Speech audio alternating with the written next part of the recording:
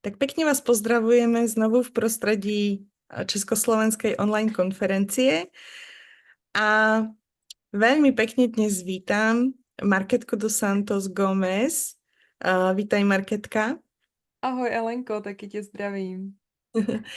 A som veľmi rada, že si prijala toto pozvanie, lebo chcem s tebou hovoriť jednak o téme samozrejme konferencie, ale aj o tom všetkom, čo robíš ty, čím sa všetkým zaoberáš, pretože myslím si, že je to jedna z vecí, ktoré nám všetkým môžu veľmi pomôcť, nielen v podnikaní, ale v živote ako takom. Tak povedz najprv pre tých ľudí, ktorí ťa vôbec nepoznajú, ešte ťa možno nezažili, čo vlastne robíš? Dobře, velmi ráda. Moc ti děkuji za pozvání. A mým hlavním zaměřením je práce Dolores Cannon, QHHT metoda. Ono teda toho zaměření je taková takový široký spektrum, ale já jsem si především vybrala QHHT techniku od Dolores Cannon, která vlastně z mého pohledu zahrnuje úplně všechno. Jedná se, pokud posluchači neví, tak se jedná o techniku, která vlastně kombinuje jak regresní terapii, tak komunikaci s vyšším vědomím, tak práci s naším vědomím, podvědomím, vyšším vědomím, vlastně všechno dohromady. A jelikož já úplně miluji práci, která se týká vědomí a rozvoje vědomí, tak bych řekla, že tato technika je takovým startem, který může ukázat cestu mnoha lidem, na základě toho, co v tom životě oni řeší. Protože my všichni něco v tom životě řešíme.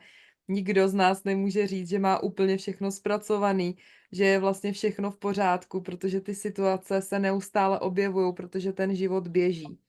A teď je otázka, jakým způsobem se k těm situacím postavíme. A jak jsem říkala, tak jelikož v této technice dokážeme zkombinovat úplně všechno dohromady a je takovým startem, jakým způsobem se k tomu životu postavit, tak se především zabývám touto technikou a práci Dolores Cannon mám vlastně v oblibě už mnoho let a řekla bych, že veškeré to studium, kterým jsem prošla, co se týkalo práce s vědomím, ať už to byla třeba ještě i astrologie a další věci, tak jsem se postupně dostala až k této technice a především se zabývám tím. No to sa práve chcem opýtať, že hovoríš, že veľa rokov vlastne sa tomu už venuješ, pôsobíš veľmi mlado, tak to znie tak trochu aj ako science fiction, že také mladé stvorenie vlastne má aj niekoľkoročné štúdium za sebou a už aj niekoľkoročnú prax, verím tomu. Tak ako ťa to vlastne, ako si sa k tomu vôbec dostala a koľko teda to už presne sa tomu venuješ? Helenko, já říkám po mnoho let, protože já mám pocit, že jakmile začnu s těmi klienty pracovat a provádět je, ať už je to regresní terapie, minulý životy, jiný planety, jiný vesmíry, tak mně přijde, že já už to znám vlastně z několika životů předem a jakmile jsem se pustila do jakýhokoliv studia, tak jsem si říkala, tyjo, na co se na tom budu učit, vždyť já to vlastně všechno vím.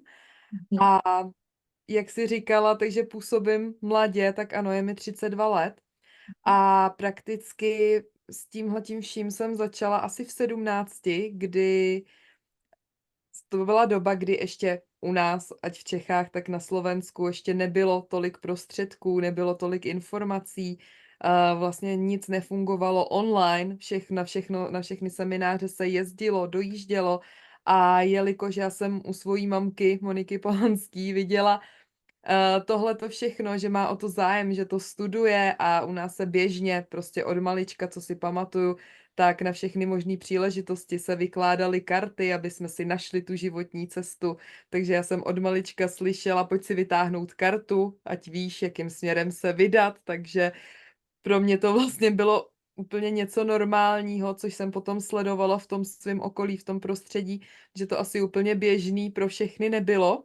Tak jsem se cítila tak trošku jako jinak, ale prakticky od těch 17 let jsem s mamkou začala jezdit, možná ještě dřív, 16, možná 15, 16, 17, takhle to období, na astrologické víkendy, kdy jsme se učili astrologii a další techniky a všechny tyhle věci, což mě vlastně přivedlo až do toho momentu, kdy jsme se začali učit regresní terapie a další věci.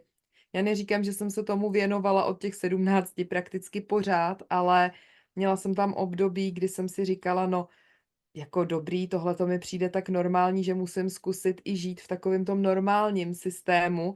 A samozřejmě, jelikož jsem studovala cestovní ruch, tak jsem měla potřebu vlastně vyzkoušet i něco úplně jiného. Takže jsem se pustila do studium jazyků, do prakticky úplně normálního běžného života.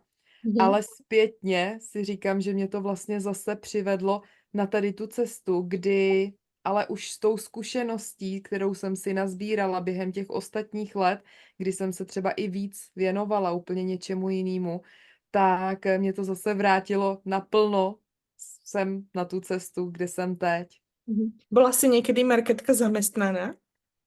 Určitě, byla jsem zaměstnaná, to bylo právě to období, kdy jsme mezi tím s mamkou načerpávali všechny ty informace, co tady byly k dispozici, ať už se někdy v Čechách, někdy v zahraničí, právě proto jsem studovala i ty jazyky a abych se toho mohla dozvědět víc, protože ten obsah informací u nás nebyl tak velký.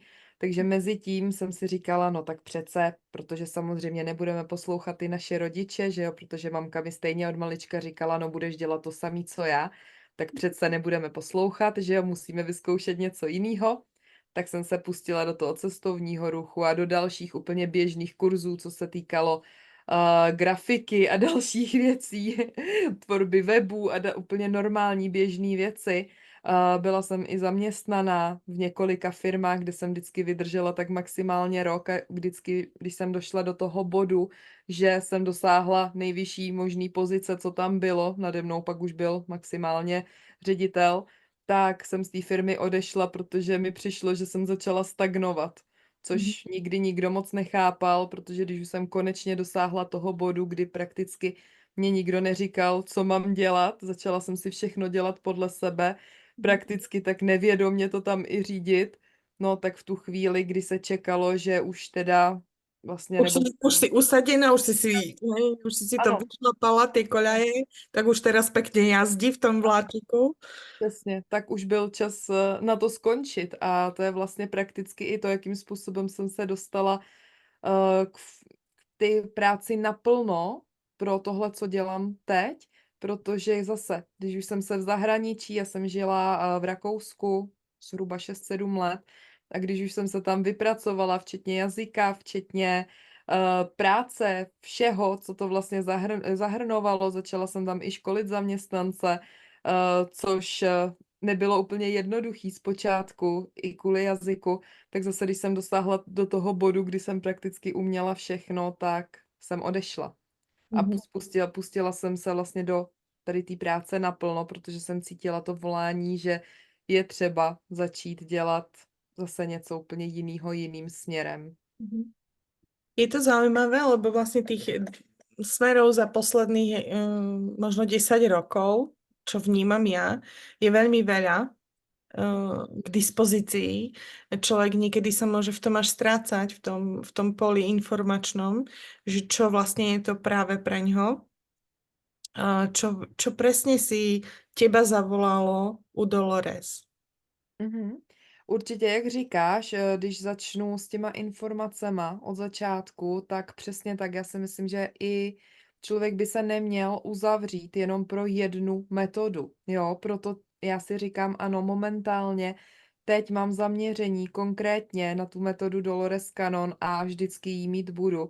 Ať se děje, co se děje, tak prostě Dolores Cannon je pro mě takovým průvodcem v tom životě a vždycky se k tomu budu vracet, k jejím informacím, přestože jsou před několika lety i desítkami let, tak vlastně ty informace působí tak, jako kdyby vlastně nebyly vůbec ničím jako pozadu. Naopak, kdykoliv poslouchám tu Doloresinu práci, tak si říkám, v tom je vždycky něco důležitého i pro tenhle ten moment. A to je právě to, co mě zaujalo, protože ta její technika je tak otevřená, že tam vlastně člověk má volný pole k improvizaci a já sama, i moje povaha volá potom, abych měla volný pole k improvizaci, protože já to mám tak, když by mi někdo řekl, že se mám zaměřit na jednu věc a jet určitý zajetý vzorce a určitý postupy a techniky, tak ano, já si to ráda poslechnu, ale odcházím od toho časem pryč. Což tahleta technika mi dává tu otevřenost, ale zároveň neříkám, že celý život musím dělat jenom jednu věc. Samozřejmě je to o neustálém studiu a přesně tak jsem se pustila třeba i do studia HRV technologií od HeartMath institutu, kdy Jo, zase ty to presne povedz, prosím ťa. Mhm. Tam se, Jedno. tam se zase jedná o práci se srdcem, jsou to vlastně vědecky podložený materiály a techniky, které se provozují na přístrojích od HeartMath institutu.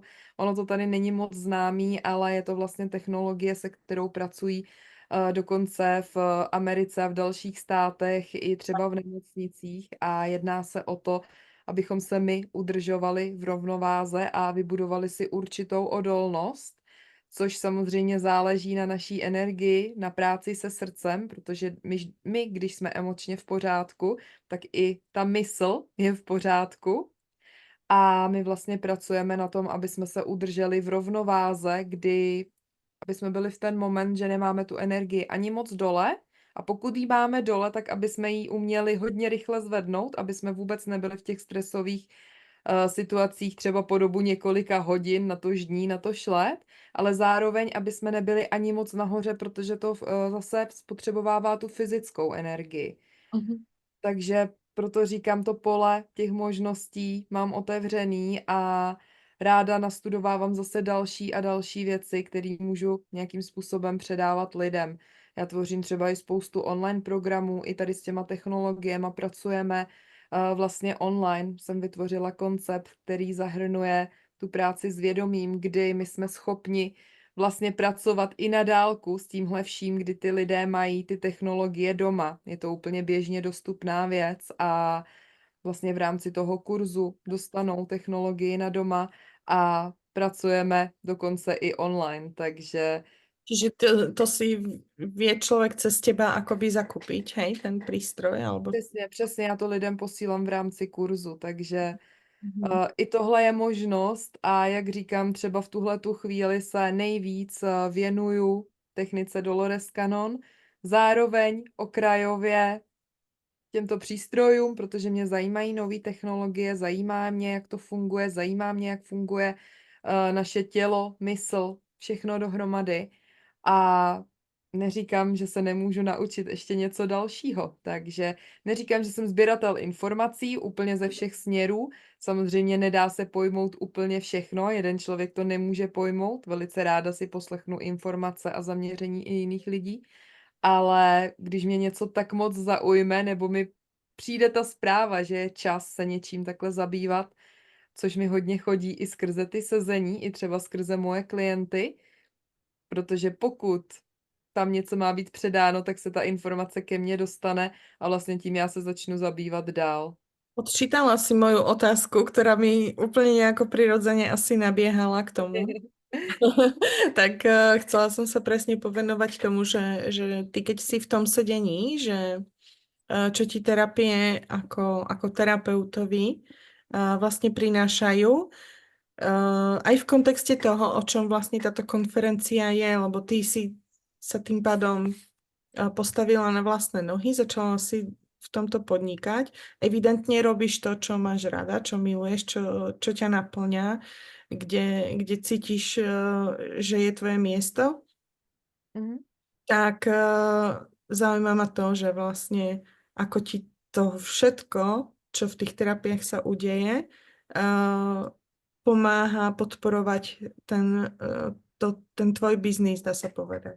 Mhm. Elenko, určitě, protože z mojí pozice, kdy vlastně já jsem tím, kdo provádí toho klienta, tak samozřejmě ty informace, které získáváme, tak jsou i pro mě, protože i ten člověk, který ke mně přichází, tak nese určitý informace a energeticky se přitáhneme. Takže ke mně by se nedostal třeba klient, nebo by mě ani nenašel, nebo bych ho vůbec neoslovila, kdybychom byli úplně třeba na jiné úrovni, jo, někdo by to viděl úplně z téhle strany, někdo z téhle strany a teď já jsem někde takhle a teď by se ty energie nespojily, tím pádem by se ten člověk ani ke mně nedostal a na základě toho, proto i je důležitý si třeba vybrat z pozice toho klienta, toho svého terapeuta, kdo nás energeticky přitáhne a mám na 100% ověřený, že vždycky se potkáme přesně s těma lidma, kdy se potkat máme a vnímají to tak i moji klienti, vnímám to tak i já, protože kolikrát si třeba já sama vyšlu otázku, protože jak říkám, my všichni v tom životě něco řešíme, jo, neznamená to, že když se člověk pustí tady do duchovna, tak žije už jenom takovým tím pohledem ze zhora, prostě žijeme všichni v tom fyzickém světě a ty situace se nám dějí. Takže přesně v ten moment, kdy já třeba vysílám tu myšlenku nahoru, no potřebovala bych něco vědět, něco znát, něco slyšet nebo něco potvrdit, tak přesně v ten moment během, když na to přestanu přemýšlet, když to odevzdám, tak přijde člověk, který mi na to odpoví. Mhm. A to už se potom musím jenom smát, já to kolikrát ani těm lidem neřeknu, protože to je jejich den, je to jejich sezení a to bych jim musela převyprávět třeba celý svůj příběh. To je potom vlastně otázka toho, co my hodně povídáme třeba na různých takhle konferencích nebo vysílání, co děláme, ale je hezký, jak vždycky v ten pravý moment přijde ten člověk a předá tu informaci. Jo, už jenom během třeba toho hovoru, co tady spolu mluvíme, a nebo i v tom sezení, nebo dokonce se i někdy děje to, když navážeme tu komunikaci s vyšším vědomím, tak to vyšší vědomí třeba i toho klienta v propojení se mnou řekne, mám tady vzkaz pro terapeuta. To se doopravdy děje. Už se mi několikrát stalo, že vlastně ten klient řekne vzkaz pro terapeuta a teď mi vlastně něco sdělí. Pokud je to nutný, tak tu informaci dostanu, což je kouzelný, takže To takhle sa to dobre funguje. počúva, počúva. To znie naozaj úplne skvelé, že si v takom skutočne napojení na ten vesmír. Super, super. Funguje to krásně a někdy, když prostě člověk neposlouchá tu svoji intuici, když třeba já potřebuji znát nějakou odpověď a neposlouchám jí, tak zase se dějou takové věci, že když jsem se třeba v ten moment měla pustit do tady té práce naplno, už všechno k tomu směřovalo. Vlastně obnášelo to, že zase opustit to zahraničí, všechno to vybudované, opustit vlastně tu skvělou práci, všechno, co se tam dělo, tak se mi postupně začalo všechno ukončovat, jo. Ať už to byl vztah, ať už to byly prostě nějaký kontakty, různý lidi se mi tam odstěhovali, najednou mi třeba do toho Rakouska už přestali jezdit lidi z Rakouska, ale jezdili samý Češi, jo, a lidi z Německa. Říkám, no tak super, tak já sedím v Rakousku a mě prostě ty místní lidi nechodí, jo, takže jsem si říkala, že už vlastně mě to směruje někam jinam, ale jelikož ta naše vědomá mysl se prostě bojí zase té změny a vlastně nebojí, ale nechce zase všechno jakoby absolvovat od začátku, i když to není začátek, no tak ty signály dostáváme o to víc, čím jsme v tom duchovním světě, tím víc třeba přes tělo.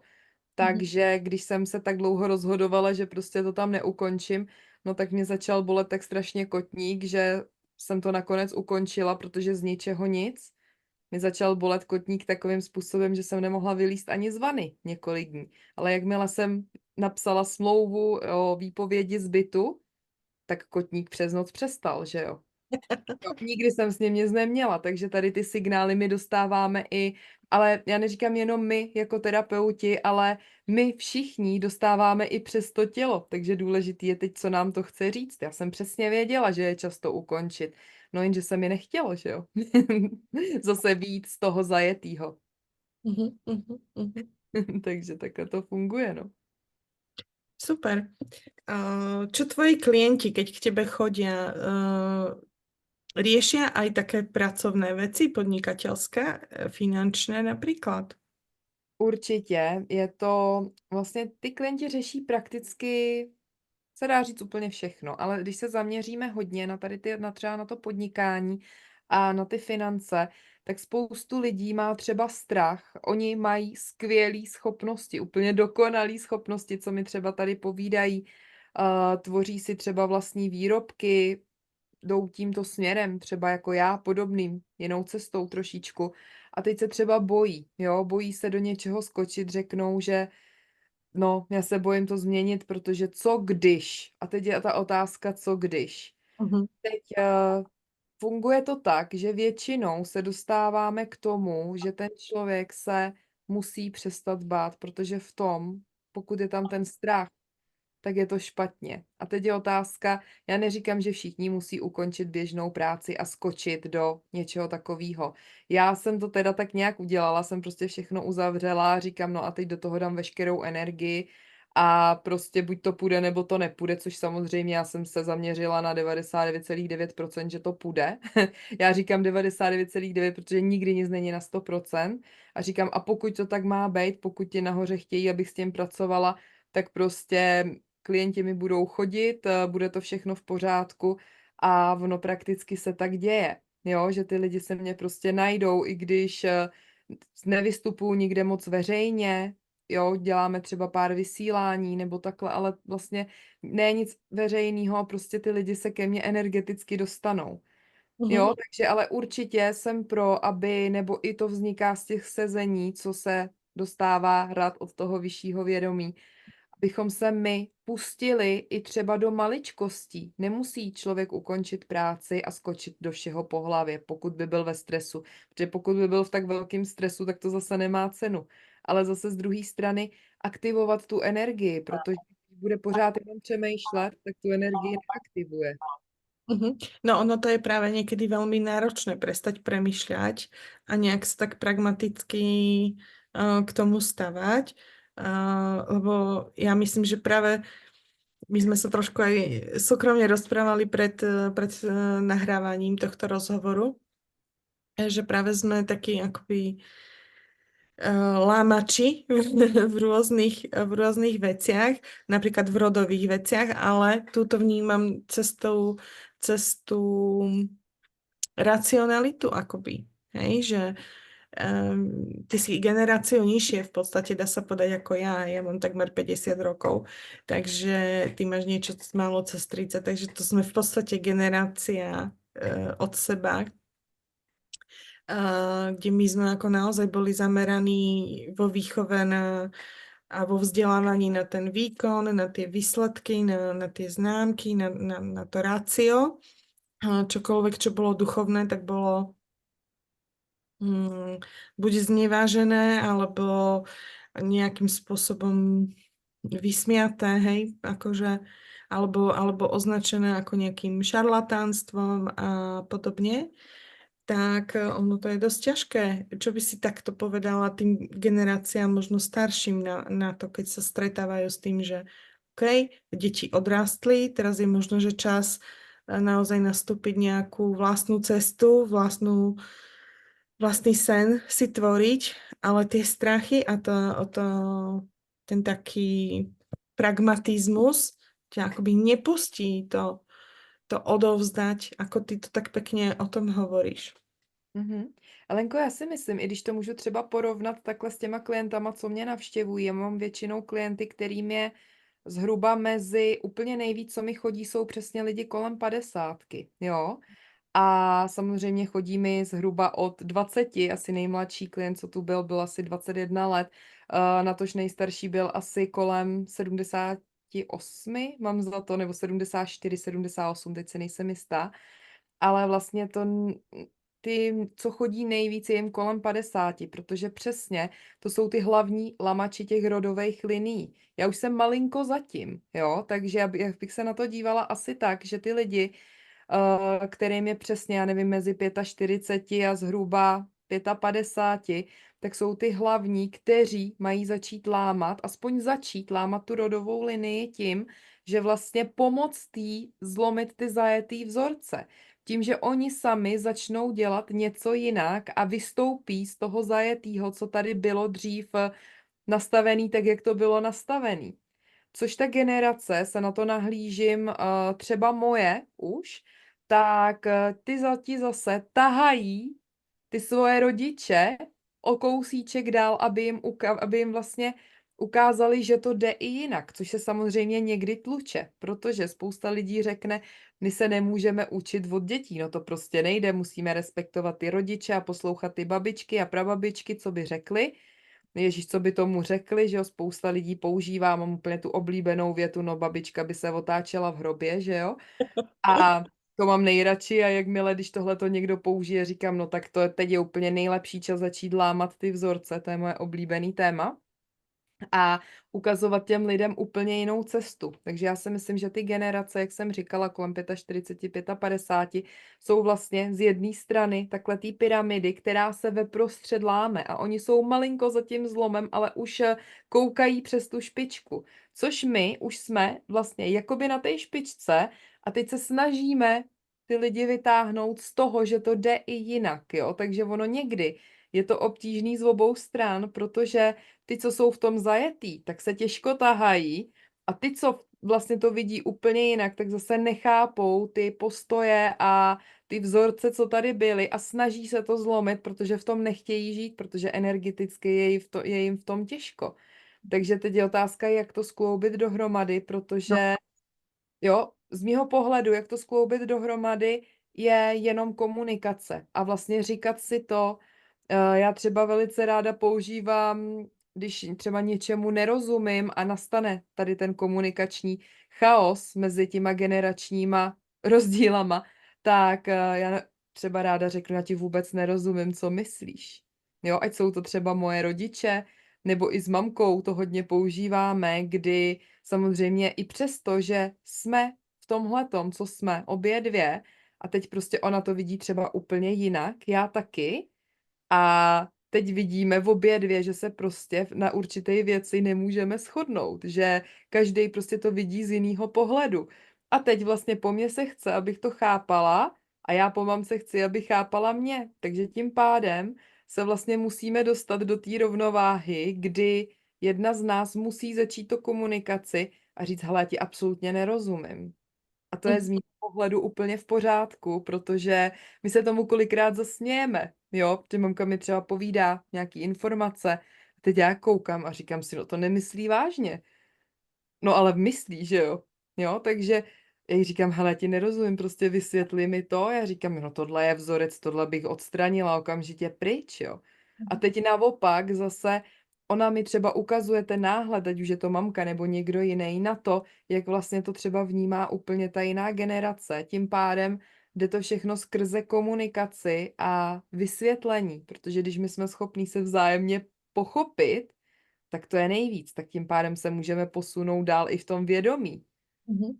A jako brát to i s takovou lehkostí, protože kolikrát z tohohle můžou vznikat konflikty a zase to není dobře, jo, ať už se jedná o cokoliv a to je vlastně i třeba, když se vrátím k tomu podnikání, tak každý to vidí jinak. Teď je otázka, aby my jsme se zaměřovali na tu intuici.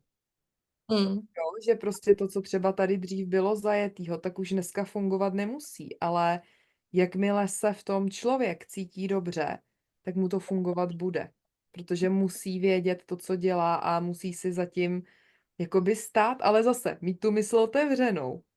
Mhm. Jo, být vlastně připraven i na to, že to může být ještě úplně jinak. Jo, to je i v těch technikách, co třeba se kterými pracuju já nebo kdokoliv jiný úplně s něčím jiným. Neříct si, že tady QHHT je první na světě, co vlastně pomůže úplně všem lidem. Já vidím, že taky nepomůže, protože někdo na to třeba vůbec nepřijde a vůbec ho to nezajímá. Ano, jasné. No, takže i v tom podnikání to mít takhle otevřený a zároveň i vlastně v těch mezilidských vztazích, protože ať už se jedná o rodinu, anebo ať už se jedná o to podnikání, pořád je to vztah Mhm. mezi něčím.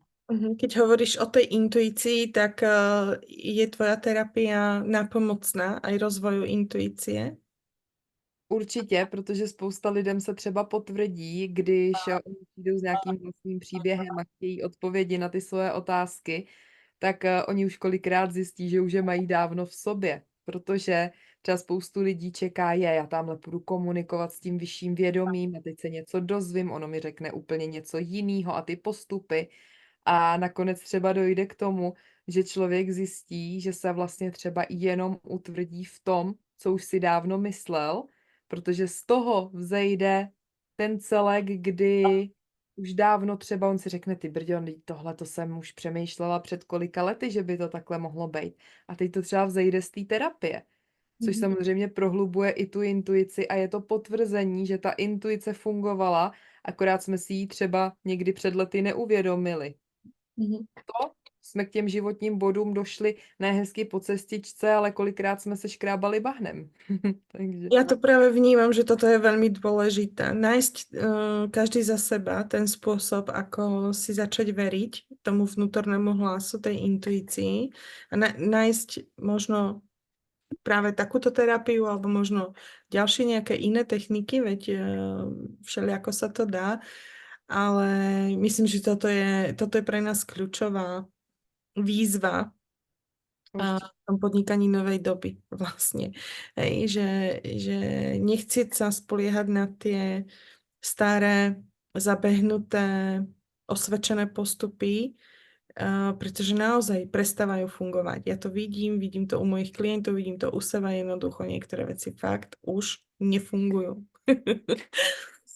Takže proto mít tu mysl otevřenou a zaměřit se na to, co vlastně nám ta intuice říká. Samozřejmě ono to jde někdy těžko, ona ta intuice funguje pořád, ta je tam, to jsme my, protože to naše vyšší já, jsme my v tom nejlepším světle a radíme vlastně sami sobě, jo, úplně z takového náhledu.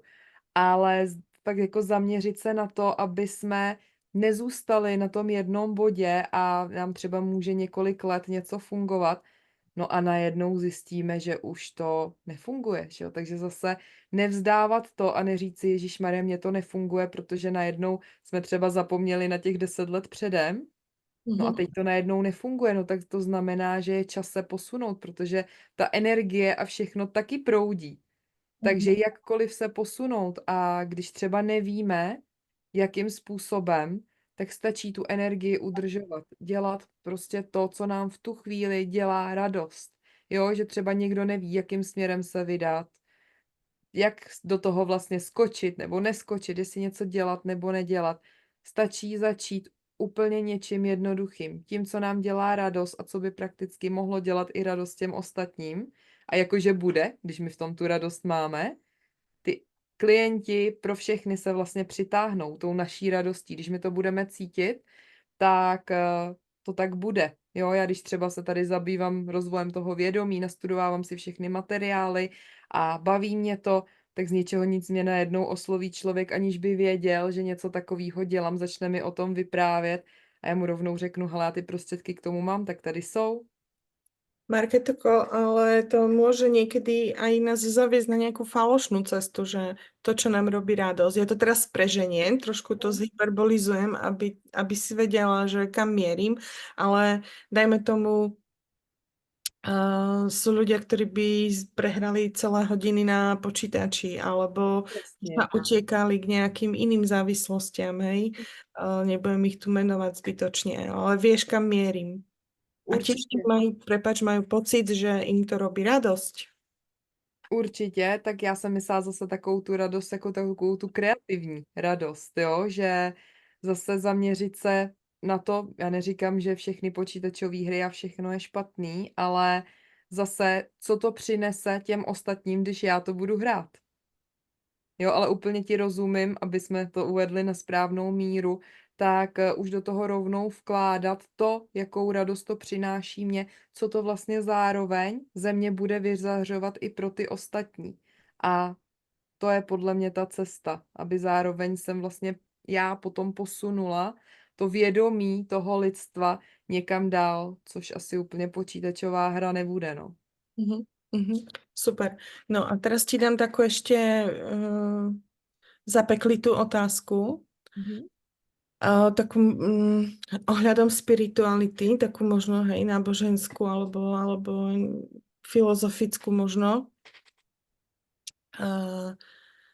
Ja keď som sa zapodievala nejakými náboženskými cestami rôznymi, tak som tak sama pre seba dospela k takému záveru, že proste keď jedni hovoria, že je to takto a druhí hovoria, že je to takto, tak niekde medzi tým musí byť lož. Lebo inak by bolo zrejme, ako to je všetkým rovnako. hej? Ale môže to byť úplne mylný akože záver, môj osobný. Cez to všetko, aj pri týchto terapiách najrôznejšieho druhu, čo sme sa už bavili, že je tu toho množstvo, je možné, že človek natrafí na niečo negatívne, ale niečo škodlivé, keď, vieš, sú rôzni regresní terapeuti, rôzni, neviem čo, všelijakí praktikanti čohokoľvek. Ako to ty vnímaš, že ten človek nespadne do nejakých svárov temných, alebo ako by som to nazvala? Já mám moc ráda tyhle otázky. Lenko, ono víš co, když se na to podíváme z jedné strany, tak to, co v toho člověka v tu chvíli přitáhne, ať je to jakýkoliv, berme teď, ať je to jakýkoliv, tak v ten moment ti má projít, i kdyby to bylo špatně, protože on zase potřebuje znát třeba tu polaritu. Jak je to? Jo, jestli teď si vem, že třeba ty se dostaneš k nějakému terapeutovi, který ti na první pohled nebude sedět, ale řekneš si, hele, i kdybys to ani nepoznala, ale dostaneš se tam a teď by z toho vzešlo doopravdy něco, co by nebylo úplně v pořádku, tak z druhé strany, co to má ukázat? Jo, takže já se vlastně na všechno dívám i tady z toho pohledu. Teď je otázka, jakou karmu si tam tvoří třeba ten terapeut, který s tím pracuje tady tím způsobem.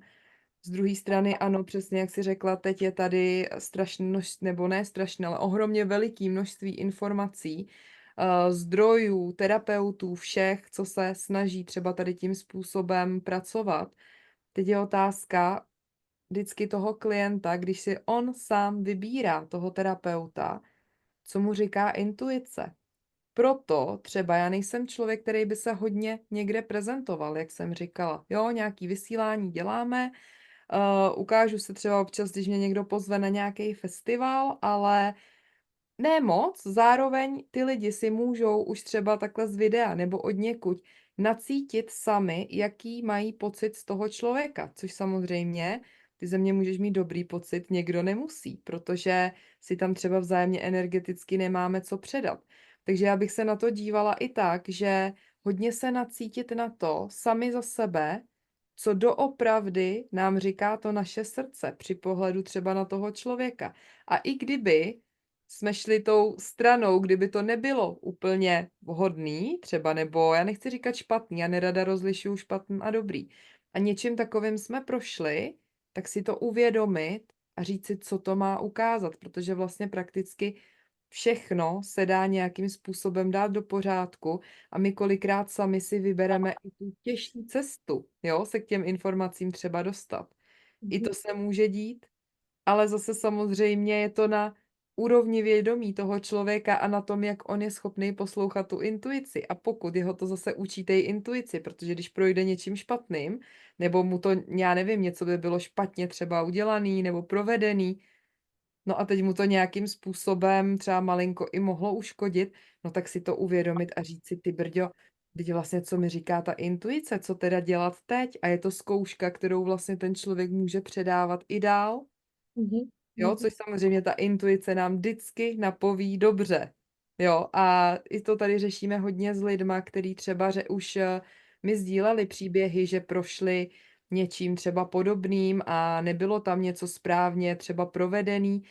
Stává se to i, ať jsme teda nohama na zemi při regresních terapiích, hlavně třeba dřív, když to ještě ty techniky nebyly nějakým způsobem vlastně vymakaný tak jako dneska, což samozřejmě i dneska se dají určitý věci zkazit, ale teď samozřejmě ten terapeut do toho musí být, musí dávat i tu svoji energii tak, aby i on sám sebe vzdělával, aby vlastně nedocházelo k tomu, že to člověku může třeba nějakým způsobem uškodit, jo, protože i tady v těch věcech jsou určitý zásady a mně se i stává, že mi sem třeba občas přijdou lidi a zkouší mě, jo, chtějí vědět, protože už třeba s něčím dřív prošli, nebo i když mi volají, tak se třeba pobavíme chviličku a něčím třeba takovým prošli a zkouší mě třeba z určitých věcí, já to samozřejmě poznám a velice ráda to s nima proberu, jestli se třeba nemůže stát něco, jo, a teď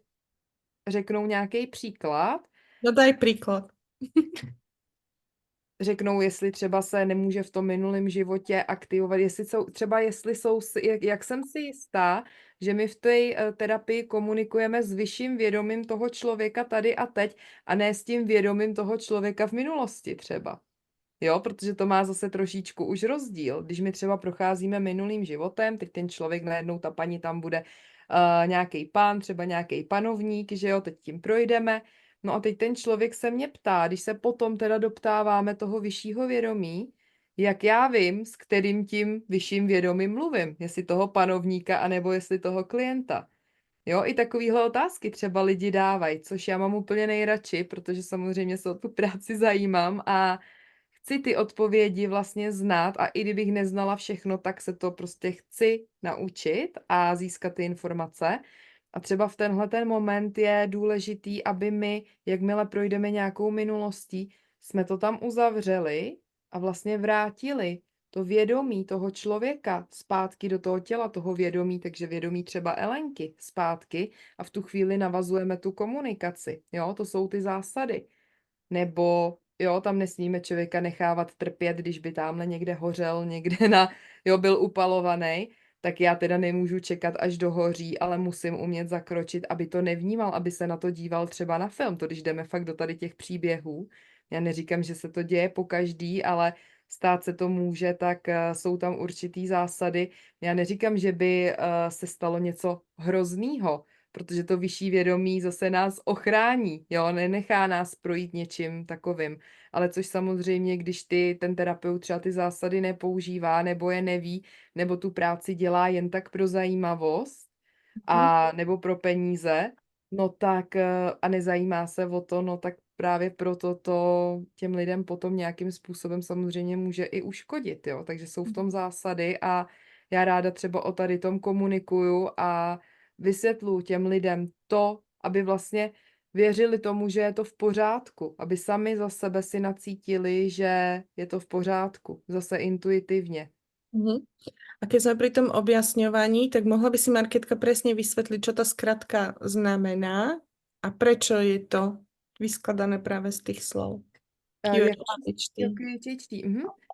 To znamená Quantum Healing Hypnosis Technique, kde je to vlastně, my tomu říkáme technika kvantové léčebné hypnózy. A vlastně jedná se o to, kdy samozřejmě my v tu chvíli, kdy s něčím pracujeme, jdeme do toho vyššího vědomí, tak v tu chvíli je to kvantum. My pracujeme s tím kvantovým polem, kde jsou ty informace. A hypnózis je to vlastně prakticky obdoba hypnózy, kdy vlastně hypnóza je podobná jako meditace, akorát ta hypnóza je o tom, že my už v hypnoterapii s tím klientem komunikujeme, protože při meditaci se třeba jenom zaměřujeme na to nitro. A to healing znamená jakoby léčebná. Jo? Teď je otázka, jakým způsobem to léčebná budeme vykládat, protože samozřejmě my, když dojdeme k hlubokému uvědomění, jdeme do toho nitra, toho klienta a uvědomujeme si to, co se stalo, proč se to stalo, tak vlastně prakticky, když máme nějaký jakýkoliv obtíže, ať už jsou třeba na bázi fyzické nebo duchovní nebo jakýkoliv, tak my dochází vlastně prakticky k tomu léčení a může se jednat o jakoukoliv rovinu. Jo, zase neříkám, neslibuju všem, že se tady vyléčí. To zase nejde. Já nemůžu, já nikoho neovlivňuju k tomu, aby se vyléčil, ale záleží to na vědomí toho jedince, jestli je doopravdy schopný přijmout to, jak to bylo, zpracovat si to. Já ho tím samozřejmě provedu. A samozřejmě pokud někdo četl třeba knížky od Dolores Cannon, který nám Helenka Ulmrová překládá do češtiny a do slovenštiny na stránkách www.dolorescannon.cz nebo SK, tak Dolores třeba uváděla několik příkladů, kdy docházelo i k léčení. Jo, a teď zase, nejsou to všichni, protože třeba my se dost potřebujeme k tomu léčení nějakým způsobem dostat, nebo může se jednat o karmickou záležitost. Jo, ale samozřejmě i to je možný. Ona uváděla spousty příběhů, kdy se vyloženě ten člověk během toho jednoho sezení z něčeho vyléčil. I to je možné. Jo, takže proto ta léčebná. Dobre, vrátim sa ešte k tej hypnoze, pretože to môže nejakých ľudí aj vystrašiť, lebo tá hypnoza býva vnímaná aj dosť ako manipulatívna technika, kde vlastne človek je akoby uspaný a není pri vedomí, tak ako je to tu? Přesně, to mám taky ráda tuhletu otázku, protože co je to vlastně hypnóza? Dřív jsme ve filmech viděli, že někdo někoho uvedl do hypnózy, teď ho zmanipuloval a vyslal do světa, jo? Což samozřejmě my, když jdeme po úrovních našeho vnímání vědomí, tak vlastně prakticky hypnóza se provádí ve stavu alfa. To znamená, že vlastně my fungujeme ve stavu beta, kdy teď komunikujeme, jo? Během chviličky, když zavřeme oči, tak přecházíme do meditativního stavu, přecházíme do alfy. V tu chvíli my vlastně začneme vnímat víc, co se děje uvnitř nás, než zvenčí, protože deaktivujeme zrak. Mhm. A teď vlastně v tomhletom stavu, kdy potom ještě nastává stav, který je ještě trošičku hlubší, než usínáme a úplně usneme, je téta a po té tétě je delta, to spíme. Ale teď mě zajímá ten stav alfa, protože prakticky hypnóza je prováděná ve stavu alfa, stejně jako meditace. Jo, malinko to někdy může jít do téty. Toto je vlastně moment, kdy my obnovujeme nebo hledáme takový ty vzpomínky, když tím člověka třeba provádím, tak my se rozpomínáme na to, co se kdy dělo, nejenom v tomhle životě, ale právě to je stav, skrze který jdeme třeba až do regrese, jo, až do minulosti. Takže z mýho pohledu, nebo z pohledu, nejenom z mého pohledu, ale prostě tak, jak to je, tohle je všechno měřitelný na přístrojích. Já sama jsem přišla k přístrojům, který měří, jestli se nacházíme v betě, v alfě, v tétě, v deltě, dokonce mám jeden doma, dá se to naměřit, kde se nacházíme, ale ani to není v tuhletu chvíli nutný, protože jedná se o EEG biofeedback, kdyby někdo pátral po přístroji, který to měří. A teď vlastně je otázkou, co to vlastně je hypnóza, když je to meditace. Jo, takže ta manipulace, která tady proběhla skrze filmy, kdy někdo někoho uspal, to už bych řekla, že se jedná o nějaký typ černý magie nebo něčeho. Teď je otázka zase, co je černá magie, že jo? Jo, zase to, co si k sobě připustíme, to si přitáhneme, ale to bychom tu mohli být do zítra. Ale teď vlastně, když se zaměříme na tu hypnózu, tak vlastně hypnóza je prakticky meditace. Jo, kdy vlastně hypnóza je slabší obdoba ještě trošičku než regrese.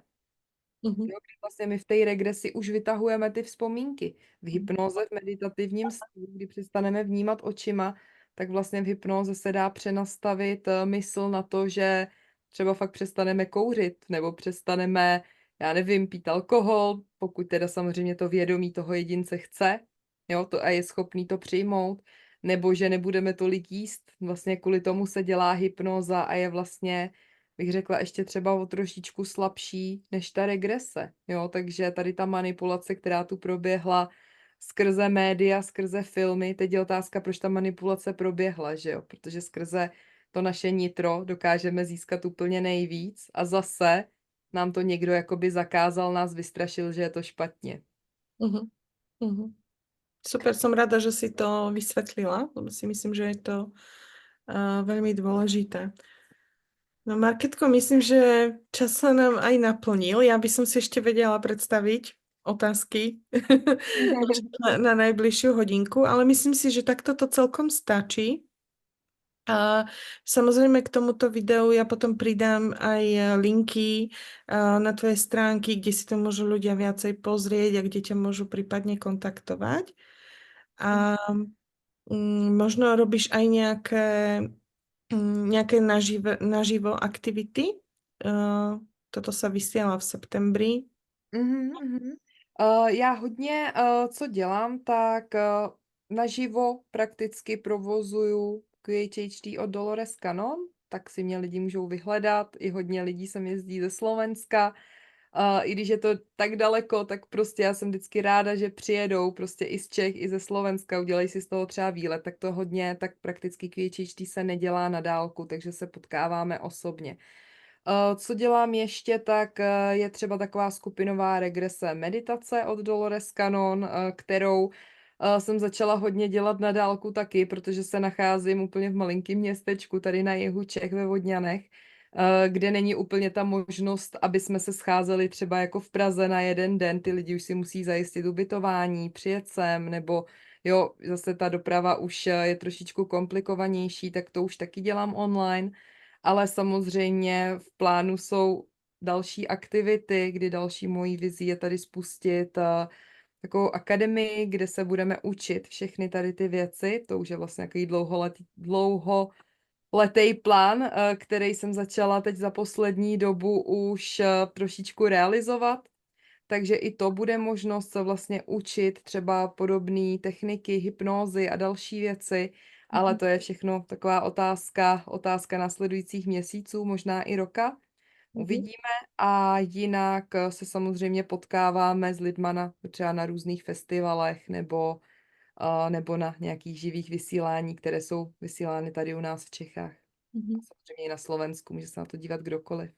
Mhm. Tak ja ti teda veľmi ďakujem za to, že si to takto objasnila, aj za to krásne povídání, lebo myslím si, že to bolo veľmi zaujímavé. No a budem ti držať palce, aby ti tieto nové vízie vyšli. Tak zase verím, že sa niekde stretneme a budeme mať možnosť sa zase bližšie spoznávať a verím, že si inšpirovala mnohých ľudí, aby sa na tvoje techniky pozreli bližšie a že im teda budú môcť pomôcť. Tak ďakujem krásne, nechám ti ešte rozlučkové slovo. Alenko, já tobě taky moc krát děkuju za pozvání a jsem ráda, že se můžeme aspoň takhle potkávat se všema. Doufám, že to předalo to, co to předat mělo, nebo nejenom doufám, ale i vím, protože pokud člověk něco dělá s tou vášní, jako vždycky říkala Dolores Cannon, tak to prostě ty informace zase předá i dalším, protože pokud to cítíme v sobě, tak to působí i na to okolí.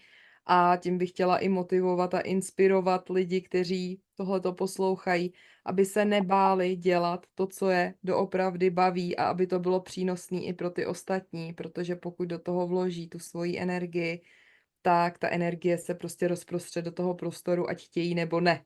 Takže věřit tomu, a dávat do toho tu energii a věřím tomu, že tady sedí a poslouchá spousty lidí, kteří třeba ještě v sobě mají nějaký strachy a bojí se do něčeho skočit, tak samozřejmě jim ráda tu energii tady nasdílím, pošlu, přeju jim, ať se jim daří, nejenom jim, ale i tobě, Elenko, protože děláš úžasnou práci a takhle pro všechny.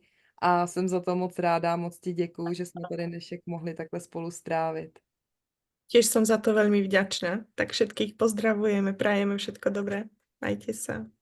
Mějte se krásně.